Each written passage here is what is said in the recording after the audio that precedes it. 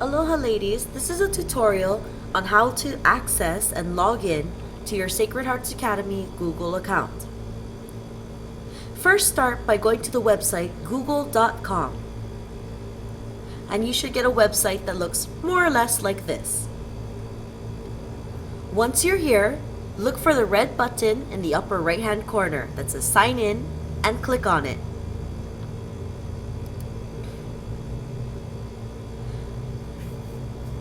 When you reach this page, you'll have to refer to the paper that you received in the first week of school that has your login information for your Wi-Fi and Google account. Most students, your Sacred Hearts Google account will look something like this. So you'll put your first initial of your first name, last name, year of graduation at student.sacredhearts.org.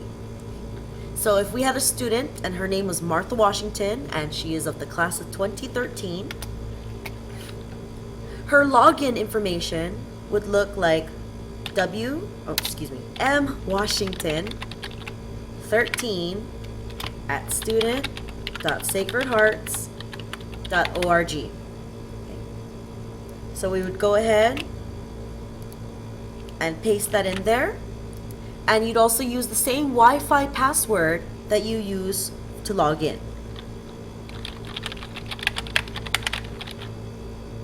Now from here, you have a couple of options before you log in. There is a box here that says stay signed in. Use this only if you're using your own personal computer. Otherwise, you might walk away from the computer and someone else will be able to access your account. So if you're using a school computer or you're sharing with a friend, don't click on this box. Okay? And then go ahead and sign in. Once you've logged in, you should see your email here at the upper right hand corner of the page. My email looks a little bit different because I have a faculty or a teacher account. Okay? Once you're logged in, you can use a number of tools that Google offers. The first one we'll start with is Mail, Google Mail. This is your email account that is provided to you by the Sacred Hearts. Go ahead and click on it.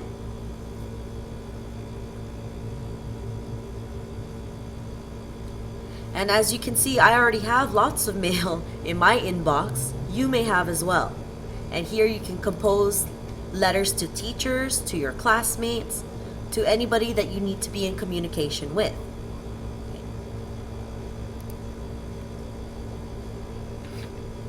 The next feature I'm going to show you is Google Drive. If you look at the toolbar across the top of your page, it is right next to the Mail link. So click on Drive.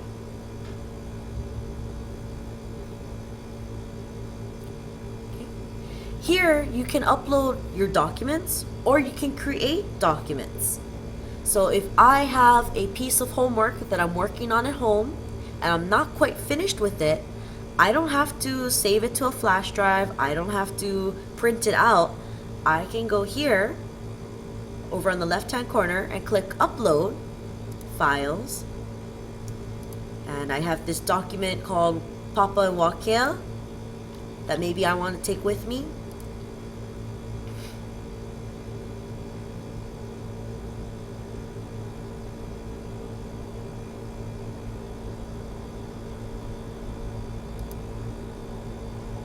And now I have the file saved in my Google Drive.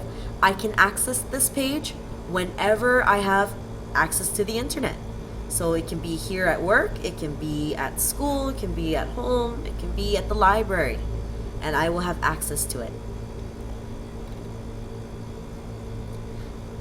I also mentioned that you can create documents in Google Drive, and you can do that by using this create button. They have documents, presentations. Presentations are similar to PowerPoints. It's almost the same thing, and it looks more or less the same. There's spreadsheets. These are similar to Excel, Microsoft Excel programs. There's also a drawing app where you can draw pictures and design. Okay, the last thing I'm going to show you for today is Google Sites. Our class, the 7th grade social studies class, is using a class website that I designed, and you'll find the link on Edline. But you have to be logged in to your Sacred Hearts Academy Google account first before you access it.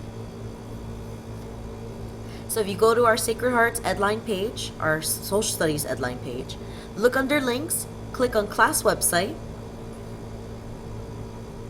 and it should take you to a page that looks just like this. And you'll find some announcements.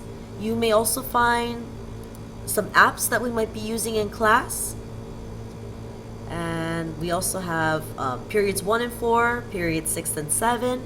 And every so often I'll have videos, I'll have this tutorial will be up on the class website, and other information that might be helpful in studying or learning about geography this school year.